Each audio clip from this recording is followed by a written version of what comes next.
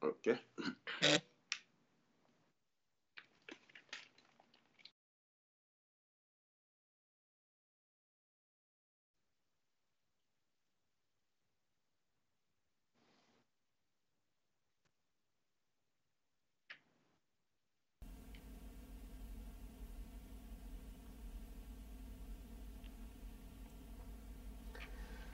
Bonjour bien-aimé, moi c'est pasteur Emmanuel, hein? Emmanuel Naweji, je suis, comme je l'ai dit, je suis pasteur, je suis conférencier et je suis aussi coach et consultant. Je suis basé à Iowa aux États-Unis et ça c'est notre chaîne que nous avons chaque samedi hein, sur Facebook avec pasteur Dieudonné Mouchaka, il est de Londres, UK, et d'ici là il va s'introduire aussi. Et aujourd'hui, nous allons parler d'un sujet très important. Mais avant de faire cela, je vais laisser la parole au pasteur Dieudonné. Pasteur Dieudonné, s'il est là, il est prêt ou il est là. OK, Ouais. pasteur. Ouais, bonjour et bonsoir, bien-aimés. Nous sommes là, les amis, avec la sagesse pratique avec votre serviteur, le pasteur Dieudonné Mouchaka. Je suis pasteur, je suis conférencier, je suis coach aussi et je réside à Londres. Et ce soir, nous sommes là avec le pasteur Emmanuel pour partager sur un sujet merveilleux. Je crois que vous êtes tous connectés. Tout ce que nous pouvons vous demander, c'est de partager la vidéo avec d'autres personnes et d'inviter d'autres personnes à bénéficier de ce moment merveilleux. Bon, comme vous savez, nos vidéos ne sont pas toujours longues, donc nous allons tenir compte de votre temps. Invitez quelqu'un, ne zappez pas, restez là, connectés, et vous allez bénéficier de ce moment de sagesse pratique, de quelque chose qui va transformer votre vie. Comme d'habitude, nous sommes là à 13h heure de Chicago et à 19h heure de Londres, 20h à Lubumbashi. Alors, nous sommes très contents d'être avec vous et de passer ce moment merveilleux avec vous. Soyez branchés. Et aujourd'hui, nous parlons sur, nous allons parler sur un thème très important. Et si vous voyez que c'est comme si j'éloigne un peu mes yeux de la caméra, c'est que je regarde mon ordinateur ici. Et on va parler d'un thème très important. On va parler de la prière. Et qu'est-ce que la prière signifie? Comment prier d'une manière qui peut changer, transformer notre vie. C'est dans les 35 ou 45 minutes qui viennent, on va parler de ça.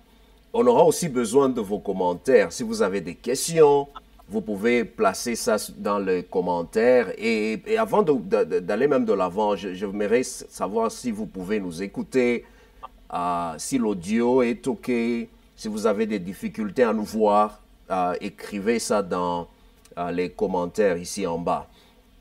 On va parler de la prière et comment la prière peut changer notre vie. Ça, c'est notre sujet. C'est que je vois déjà trois choses ici. Je vois la prière, je vois la transformation ou l'impact de la prière, et puis je vois la vie. C'est qu'on va parler de ces trois ici, ces trois éléments. Parce que, vous savez, vous priez, c'est bien. Mais qu'est-ce que la prière fait dans votre vie? Est-ce que vous voyez le changement dans votre vie? Les gens peuvent aller dans des mouvements de prière, des groupes de prière, des veilles de prière, des jeûnes à la montagne et tout ça. Et puis tu rentres, tu sens toujours que tu es la même personne. Moi, je sais que quelqu'un va dire, OK, il faut avoir la foi. La foi, ça change. Ça nous connecte avec Dieu. Ça nous connecte avec cette puissance créatrice de Dieu. Et c'est-à-dire, on va parler de la prière. Commençons d'abord à définir la prière. Et quel genre de prière nous avons et nous pouvons même voir dans la Bible. Et je vais ajouter à Pasteur Dieudo ici, comme ça on commence la discussion ensemble en ce moment. Alors, Pasteur, si on peut commencer d'abord par définir la prière, parce que vous pouvez aller à l'église catholique romaine, les gens prient. Vous allez chez les musulmans, les gens prient. Vous allez chez les bouddhistes, ils prient. Vous allez chez les hindouistes, ils prient. Les, qui d'autre encore? Les apostolos, ils prient. Vous allez Ouais. chez les pentecôtistes, ce sont les garants de la prière. Vous allez chez les méthodistes, ils prient. Les baptistes. Alors, qu'est-ce que la prière? Qu'est-ce que la prière? On peut commencer par là. Ouais, la prière, en fait, c'est la communication avec Dieu. La communication avec Dieu. Donc, l'homme communique avec Dieu au travers de ce que nous appelons la prière. C'est comme moi, je suis en train de vous parler. J'utilise mes paroles pour vous communiquer ce que j'ai dans mon cœur. Alors, la prière, c'est un moyen par lequel l'homme communique avec Dieu. Maintenant, pour nous maintenant, actuellement, en tant qu'enfants de Dieu, en tant que chrétiens, Jésus est celui qui nous a montré, qui est venu, non pas seulement pour nous sauver, il est venu aussi nous montrer comment nous pouvons avoir une relation avec Dieu le Père. Et Jésus nous a montré cela au travers de la prière.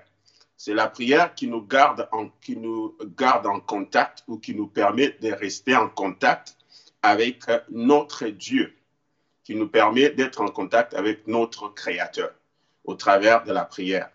La prière commence d'abord dans le cœur. Donc, il y a la prière qui peut se faire dans le cœur et la prière peut s'exprimer au travers des paroles que nous pouvons faire sortir.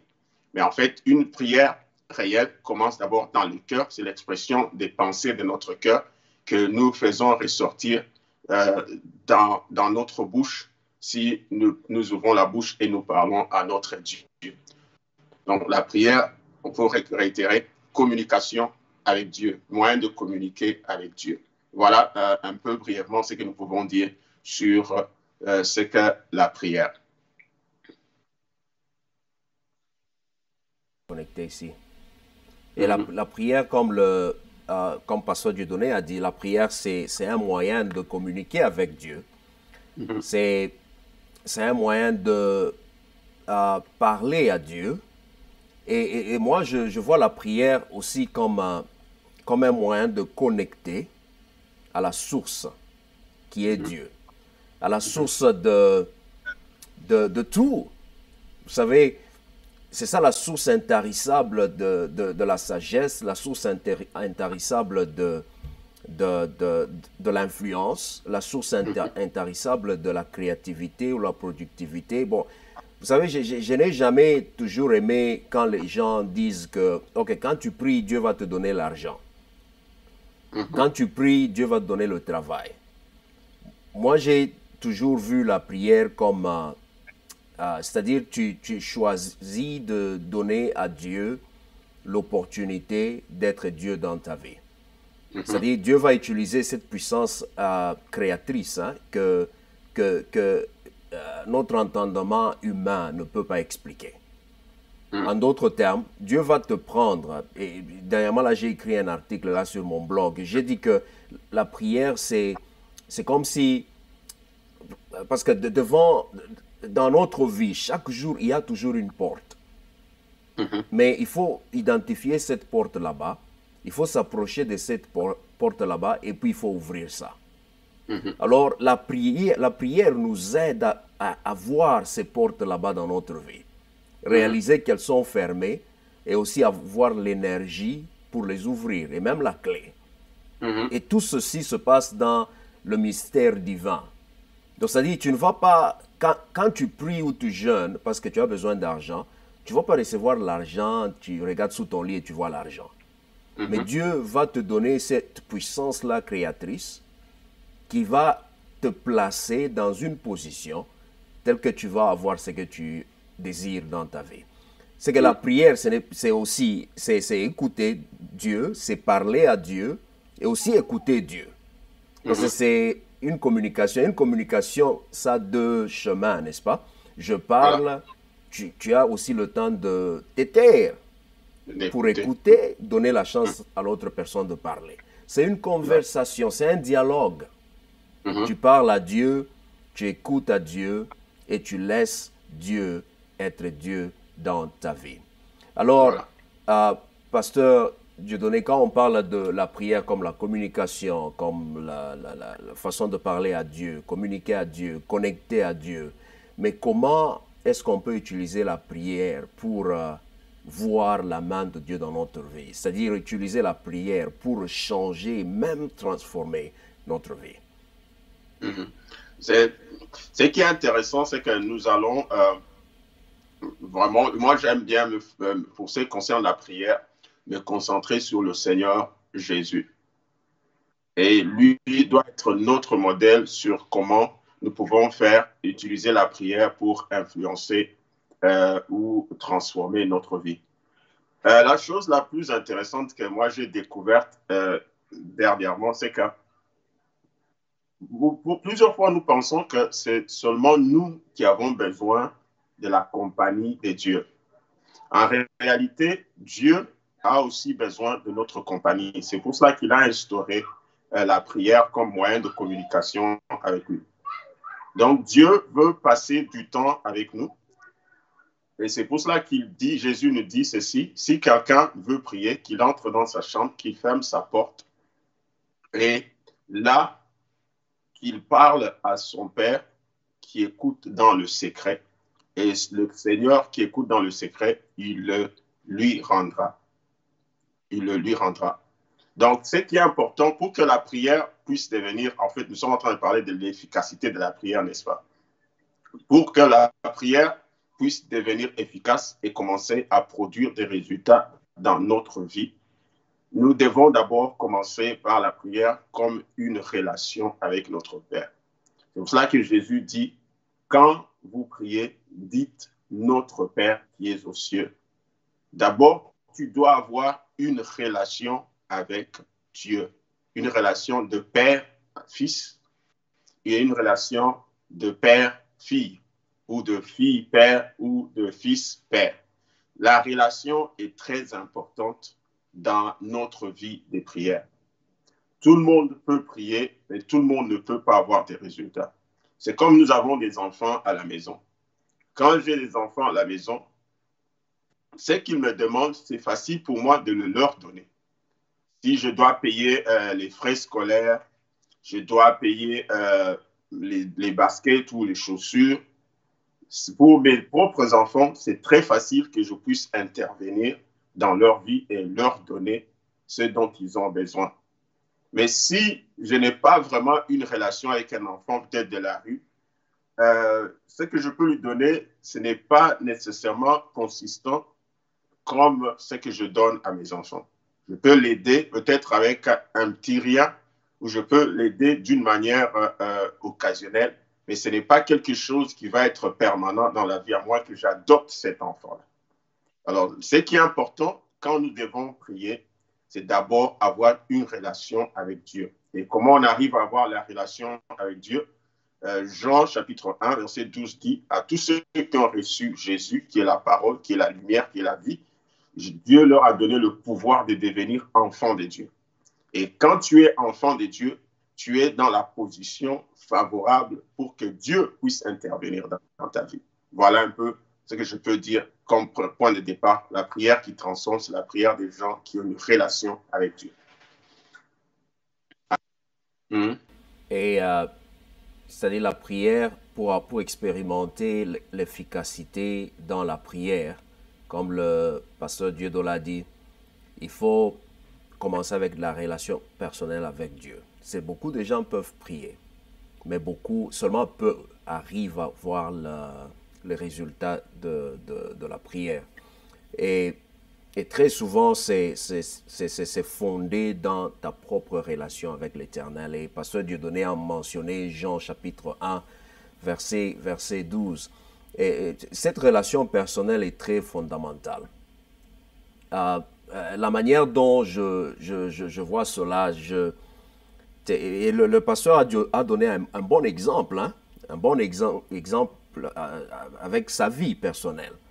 Il y a certaines réalités que j'ai découvertes seulement avec le temps, et surtout quand je suis devenu aussi père. Parce que même avant cette vidéo, je parlais avec mes filles, elles veulent aller nager, comme il fait très chaud aujourd'hui, elles veulent aller nager, mais je leur ai dit, bon, c'est une chose que je veux vous donner, mais qu'est-ce que vous allez faire avant d'aller nager, avant de recevoir? C'est-à-dire, comme on l'a dit, c'est comme un dialogue. C'est-à-dire, tu me donnes, moi aussi je te donne. Je sais que la grâce de Dieu n'est pas conditionnelle. Dieu est là pour tout le monde, mais au même moment, Dieu aimerait que tu démontres que tu l'aimes. Et si tu l'aimes vraiment de tout ton cœur, c'est ça même la loi, ce qu'on appelle le schéma. On dit que aime ton Dieu de tout ton cœur, de toute ton âme, de tout ton esprit, de toute ta force. C'est ça, la relation doit commencer avec ça. Et quand tu es vraiment amoureux de Dieu, ta vie va changer. Amen. Et même ta façon de prier va aussi changer. C'est comme, tu verras Dieu comme quelqu'un qui est avec toi tout le temps. C'est un ami qui est avec toi dans le meilleur ou dans le pire. C'est une personne ou un individu que tu chercheras toujours à honorer tout le temps. Et quand tu arrives à ce point-là, le péché n'aura point de force sur toi. Yes. Et j'aimerais parler de trois choses, hein, comme on est en train de parler de la prière. C'est-à-dire, dans la prière efficace, je vois trois choses. Je vois la foi, je vois la formation et je vois le fruit.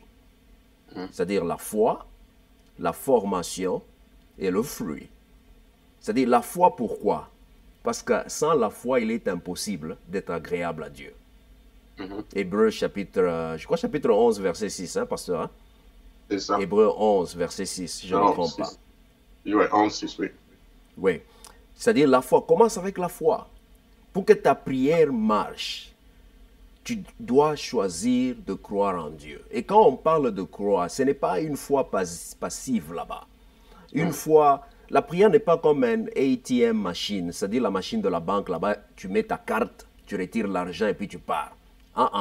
C'est pas ça. La prière c'est une relation, comme le pasteur Dieu l'a dit. C'est une relation avec Dieu. Tu commences avec la relation avec Dieu. Et cette relation commence avec ce que le pasteur a aussi mentionné, Jean chapitre 1, verset 12.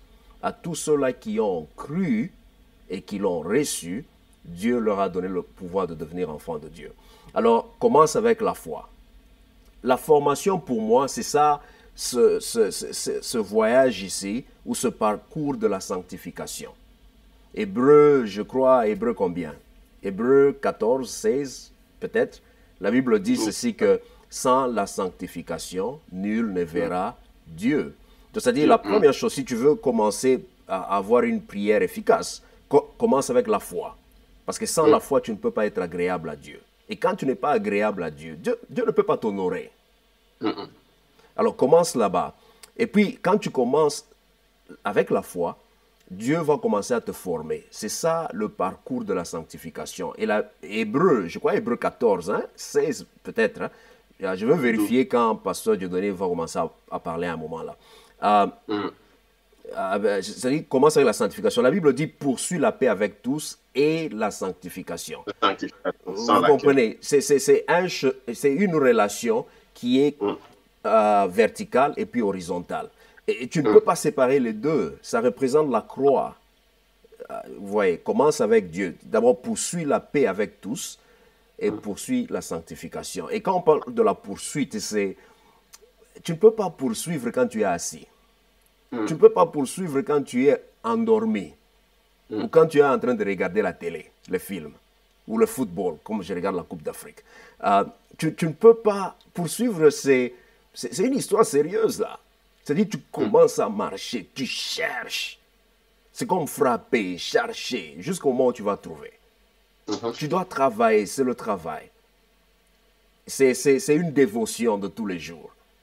Alors, c'est-à-dire la foi, la formation, et puis porter le fruit. Le fruit, pour moi, c'est quelque chose que tu ne peux pas contrôler. Parce que si tu es un manguier, tu ne vas que produire les mangues. Parce que ça, c'est au-delà de ton contrôle, de ta puissance, parce que c'est qui tu es. Mais nous devenons qui Dieu veut que nous soyons à partir de la foi et quand on embrasse cette vie de sanctification. Je vais m'arrêter par ici, je vais laisser Pasteur Dieudonné aussi parler. D'accord. Ouais, si on veut avoir une prière, maintenant quand on est déjà enfant de Dieu, la première chose, comme Pasteur Emmanuel vient de le dire, la foi. J'aimerais encore ajouter quelque chose par rapport à la foi. Hébreu 11 nous dit, la foi est une ferme assurance des choses qu'on espère, une démonstration de celles qu'on ne voit pas. Et quand vous descendez un peu plus bas, il est dit que celui qui s'approche de Dieu doit d'abord croire que Dieu existe, que Dieu est. D'abord, la première chose, c'est quoi? Quand, vous savez, même parfois, j'ai constaté que beaucoup d'enfants de Dieu se découragent quand ils ont une situation, ils ont un besoin, ils veulent parler à Dieu. Ils perdent cette assurance que Dieu existe. Dieu est là. Il est là, là où je suis. Il m'écoute. Il est présent. Il est réel. Même si je ne le vois pas physiquement, Dieu est réel. Dieu est présent. Il est tangible. Il peut agir en ma faveur. La deuxième chose, c'est de comprendre que Dieu rémunère ceux qui le cherchent. C'est comme le pasteur Emmanuel a dit, la poursuite. Quand tu poursuis Dieu, quand tu le cherches, cherchez quand vous avez perdu quelque chose, quand vous avez perdu les clés de votre voiture, vous voulez vous déplacer, aller faire quelque chose, vous avez un rendez-vous très important, vous ne retrouvez plus les clés de votre voiture.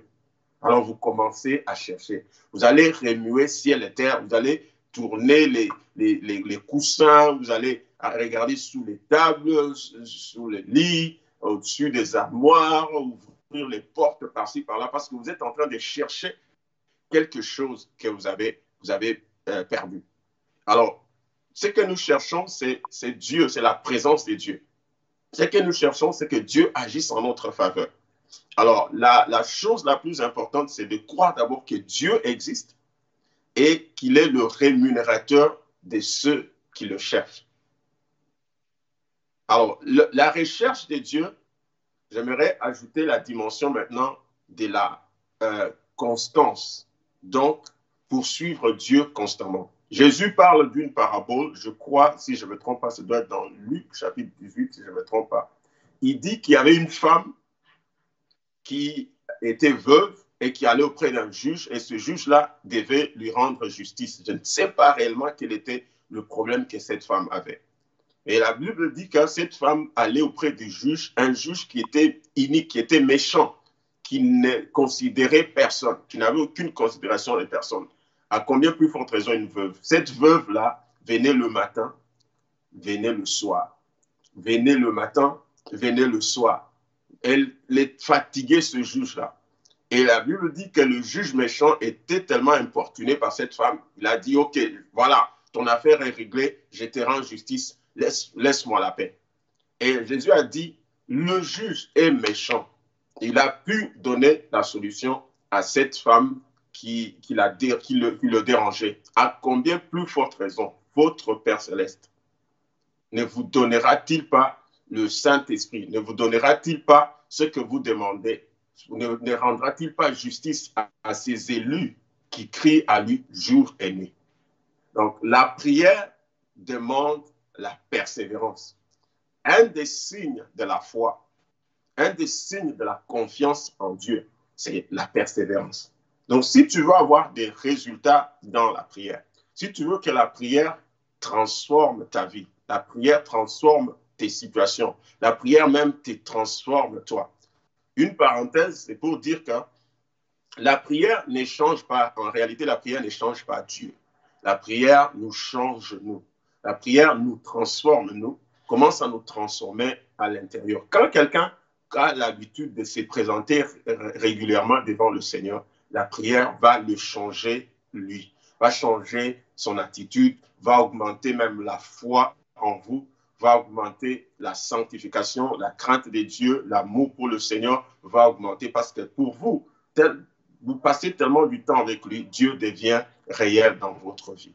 Donc, la chose que j'ajoute, la foi dont Pasteur Emmanuel a parlé, la, la transformation. Donc, j'ajoute la dimension du fait que la prière vous change et vous transforme. Et la troisième dimension que j'ajoute, c'est d'être constant, d'être persévérant, d'insister dans votre prière, de vous assurer que non, je ne m'arrêterai que quand j'aurai mon résultat. Persévère dans la prière, c'est alors que tu vas voir le changement, tu vas voir le ciel s'ouvrir et la faveur de Dieu se manifester dans ta vie. Alléluia. Amen. Et ça, c'est très important. Ce que Pasteur Dieudo vient de dire, je vais remettre ça sur l'écran ici. La prière nous transforme. C'est la prière transforme nos attitudes, notre caractère et les autres aspects de notre vie. Donc, c'est-à-dire une prière qui est efficace et qui nous transforme et qui change notre vie, ça doit comme on l'a dit au début là, il n'y a pas très longtemps, ça doit commencer avec la foi, ça va nous amener dans une transformation personnelle et ça va nous aider à porter du fruit. Et puis le pasteur Dieudo va ajouter pour dire que tu dois d'abord croire que Dieu existe et tu dois poursuivre Dieu constamment. Et encore, vous sentez ici, hein, il y a la foi et il y a aussi cette poursuite là-bas. Et cette poursuite, c'est quelque chose, c'est une discipline que tu embrasses et que tu appliques dans ta vie tous les jours. C'est que chaque jour, quand tu te réveilles, tu dois te dire, je suis un croyant, je suis une croyante, je crois en Dieu, je crois dans la puissance de guérison, je crois dans la puissance des miracles, je crois dans la puissance de la productivité, de la créativité. C'est que je ne comprends pas, Dieu va m'aider à comprendre. Commence à confesser cela chaque matin. Et quand tu es en train peut-être d'affronter une situation très compliquée, dis-toi que moi, Emmanuel, je crois dans un Dieu qui change toutes circonstances, qui change toute situation. Je crois dans un Dieu qui pourvoit. Il est Jéhovah Jireh, Jéhovah Rapha. Donc, confesse cela, déclare cela, proclame cela. Ne sois pas seulement quelqu'un qui proclame et déclare et confesse, mais sois quelqu'un aussi qui poursuit Dieu. Tu dois poursuivre Dieu constamment. Tu dois faire en sorte que ta relation avec Dieu est toujours bonne. Souviens-toi, on a dit que sans la sanctification, tu ne peux pas voir Dieu. Sans la sanctification, nul ne peut pas voir Dieu. C'est-à-dire pour voir Dieu dans notre vie, voir Dieu, un Dieu qui agit, un Dieu qui opère les histoires, nous devons commencer pas seulement à croire en lui, mais nous devons aussi à poursuivre cette vie de sanctification. Et pour moi, en tout cas, moi c'est ce que je peux dire, hein, la prière efficace commence avec la foi, qui est même le début ou la fondation même de ta relation personnelle avec Dieu, comme le pasteur l'a dit. Et puis la prière signifie que tu dois poursuivre, embrasser, poursuivre une vie de sanctification, c'est-à-dire chercher la présence de Dieu permanente dans ta vie, qu'elle soit permanente.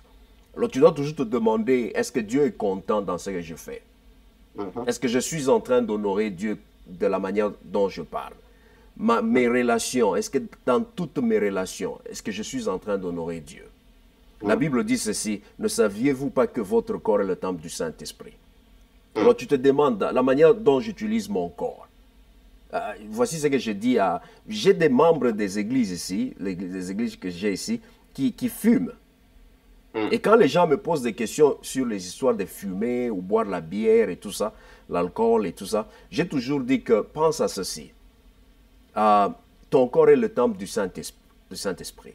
Alors demande-toi, est-ce que je suis en train d'honorer Dieu? Si on dit que fumer va causer peut-être le cancer un jour, est-ce que tu es en train de prendre soin de ton corps, qui est le temple de Dieu?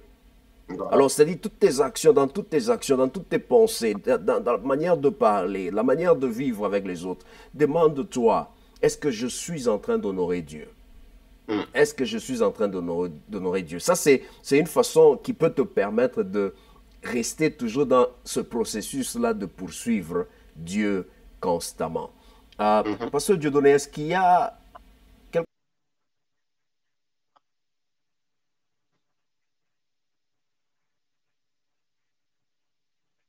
Ouais, en tout cas, nous avons abordé des très grands, la plupart des points que nous devrions aborder ce soir. C'est que j'aimerais ajouter pour nos amis qui sont en train de nous écouter, c'est que la première chose que vous devez vous mettre en tête, c'est que la prière marche. La prière transforme des vies. La prière a transformé nos vies. Nous avons beaucoup de témoignages sur le plan personnel ou sur le plan du ministère ou des autres personnes ont témoigné et nous avons vu Dieu agir et se manifester. Donc, nous devons croire que quand nous prions, il y a des résultats. Et j'aimerais encourager chaque enfant de Dieu à avoir une vie de prière. La réalité, c'est quoi? La prière n'est pas facile quand on n'a pas le Saint-Esprit. C'est là où je vais terminer. C'est le Saint-Esprit qui nous rend capables de prier. Et nous devons être attentifs à l'Esprit de Dieu. L'Esprit de Dieu, il sonde les profondeurs même de Dieu. L'Esprit de Dieu connaît la pensée du Seigneur. Et il est dit dans le livre de Romains, je crois, le chapitre 8, il dit que c'est le Saint-Esprit, il nous aide quand nous sommes faibles. Et il intercède pour nous par des soupirs inexprimables. Donc, le Saint-Esprit nous donne la force de prier. C'est pour cela que moi, j'encourage ceux, par exemple, qui prient en langue. Si tu te sens faible, tu n'arrives pas à prier, commence ta prière dans les langues de l'esprit et tu vas te retrouver en train de prier. Ça, c'est un bonus pour ceux qui prient en langue. Si tu ne pries pas en langue, le Seigneur va te donner le parler en langue. Demande-lui, il te donnera tout ce que tu vas lui demander, il va te donner. Mais le seul qui connaît la pensée de Dieu, qui peut nous aider efficacement à prier, c'est le Saint-Esprit. Demande-lui toujours, quand tu viens dans la présence de Dieu, de te conduire, de te diriger, de te remplir et de t'aider à prier. Et si tu pries avec l'aide du Saint-Esprit, tu vas prier efficacement. Tu vas prier avec puissance. Tu vas prier selon la volonté du Seigneur. Pourquoi? Parce que tu pries par la puissance de l'Esprit de Dieu. Alors, compte sur le Saint-Esprit. Demande-lui, qu'est-ce que tu veux que je prie? Conduis-moi, dirige-moi, cher Saint-Esprit. Le Saint-Esprit va t'aider et ta prière va être puissante, tout en ajoutant les choses que nous avons dites auparavant, la relation avec Dieu, la foi, la transformation. Donc, la prière te transforme, la sanctification. Sans la sanctification, nul ne verra le Seigneur. Tu veux voir le Seigneur agir dans ta vie. Le Seigneur va agir quand tu te sanctifies. Et c'est comme un cercle vicieux. Tu pries, la prière t'aide à te sanctifier, tu te sanctifies, ça t'aide à avoir une prière efficace. Que le Seigneur te bénisse, Pasteur Emmanuel, à toi. Euh, Pasteur Dieudonné a parlé un peu de sa propre discipline. Par exemple, utiliser le don de parler dans différentes langues, hein, les langues spirituelles et tout ça.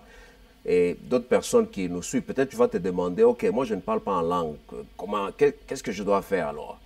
Euh, je vais te parler, moi j'ai les dons, je parle aussi en langue. Euh, et j'ai dit à certaines personnes, même ici, là où je sers, ce sont les dons. Quand tu as les dons, tu sais que tu as un don. Et c'est ça la vérité. Et ce n'est pas mal si tu parles en langue ou si même si tu ne parles pas en langue. Et peut-être que tu vas te demander, OK, comment je peux faire pour parler en langue? Ça, c'est quelque chose que Dieu lui-même donne aux gens selon sa propre grâce et selon sa souveraineté. C'est que Dieu décide de te donner, de donner des dons à certaines autres personnes et à d'autres personnes, ils ont aussi d'autres dons différents. Lisez 1 Corinthiens chapitre 12, hein? Vous aurez l'idée sur les dons du Saint-Esprit. Lisez aussi 1 Corinthiens chapitre 14. Vous comprendrez comment utiliser le don du parler en langue. Par exemple, bien que j'ai ce don là-bas, je ne peux pas le faire. Souvent, je ne le fais pas en public. aussi longtemps que je n'ai pas l'interprétation, je n'ai pas un message à donner. Et selon aussi le contexte, hein, quand je vois les gens qui sont des bébés spirituels, j'utilise leur langage pour qu'ils comprennent la pensée de Dieu, utilise ce qu'ils connaissent, mais j'enseigne souvent sur les dons du Saint-Esprit. Et le Saint-Esprit est très important parce qu'il n'y a pas moyen, comme le pasteur Dieudonné a dit, de connaître la pensée de Dieu si tu n'as pas l'Esprit de Dieu en toi. Alors, si tu ne parles pas en langue, ce que je peux te demander de faire chaque jour, quand tu pries, passe 10 à 15 minutes à inviter le Saint-Esprit dans ta vie. C'est ce que je fais. Bien que je parle en langue, je passe beaucoup de temps en utilisant ma propre pensée. Et aussi, je laisse du temps au Saint-Esprit de prier au travers de moi, de m'aider dans ma prière et tout ça, quand je n'ai rien à dire, comme le pasteur l'a dit. Et si tu ne parles pas en langue, tu peux aussi peut-être écouter la musique. Mais la musique, prie avec la musique. La musique peut te donner aussi des mots, des paroles pour adorer Dieu, pour prier. Il y a d'autres personnes qui... Moi, personnellement, j'utilise la Bible sur mon téléphone. Je peux laisser la Bible parler. Je prends l'audio, hein, l'audio Bible, la Bible audio sur mon téléphone et j'écoute les paroles. Pas que je mémorise ça, non. Et d'ailleurs, c'est ma discipline, ça fait maintenant 3-4 ans. Chaque année, je lis la Bible de Genèse à Apocalypse plutôt. À partir de mon téléphone ici. J'écoute les passages, j'ai un plan pour toute l'année. C'est que dans une année, j'ai toujours lu la Bible une fois. La Bible entière. Alors j'écoute la Bible audio et ça m'aide aussi à prier. Et des fois, je peux hachurer, c'est-à-dire colorier les passages que je veux. Et puis, je vais répéter ça pendant la journée. C'est ça qui sera ma prière. Les gens qui priaient avant, même surtout les Hébreux, les Juifs, ils utilisaient le livre de psaumes. Si vous voyez le livre de psaumes, vous pouvez utiliser ces mots là-bas. Lisez ça, ça va vous donner des paroles quand vous priez. Ça va vous inspirer. Et c'est que prie avec la Bible. Prie avec la Bible. Prie avec la musique. Et si tu ne parles pas en langue, utilise ces deux instruments ici. La Bible audio ou la Bible imprimée. Utilise la musique chrétienne. N'utilise pas n'importe quelle musique, utilise la musique chrétienne. Okay?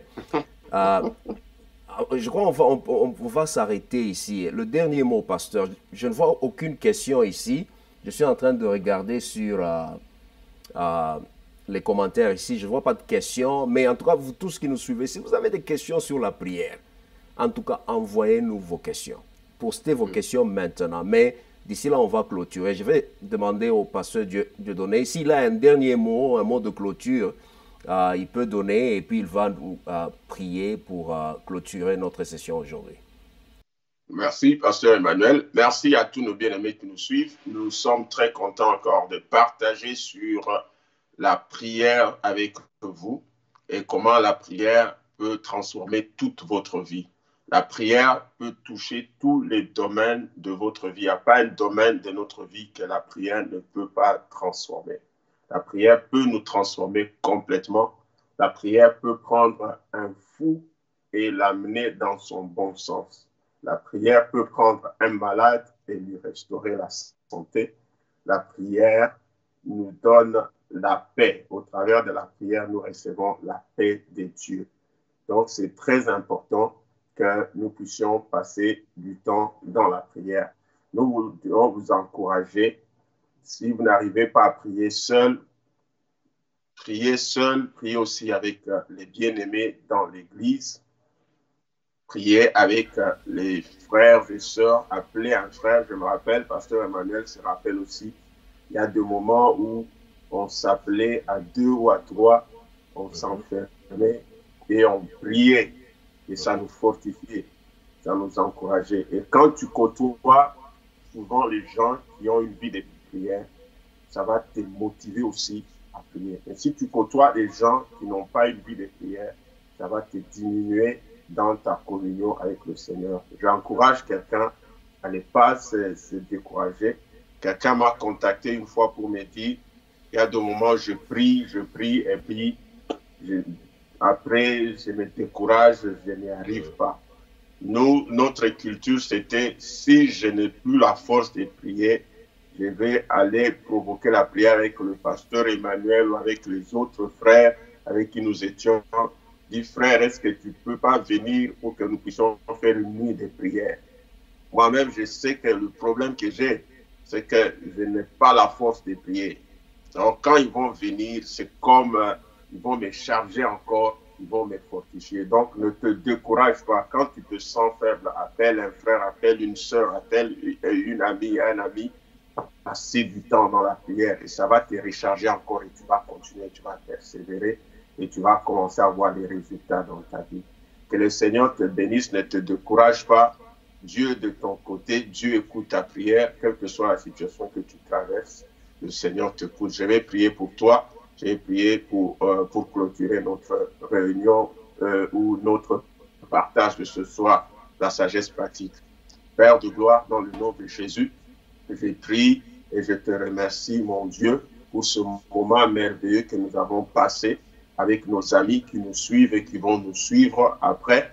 Père, nous prions, Éternel, que ce partage soit un encouragement, une motivation, Seigneur, quelque chose, un feu qui va les stimuler encore à chercher ta face. Parce que, oh Dieu, sans toi, nous ne pouvons rien faire.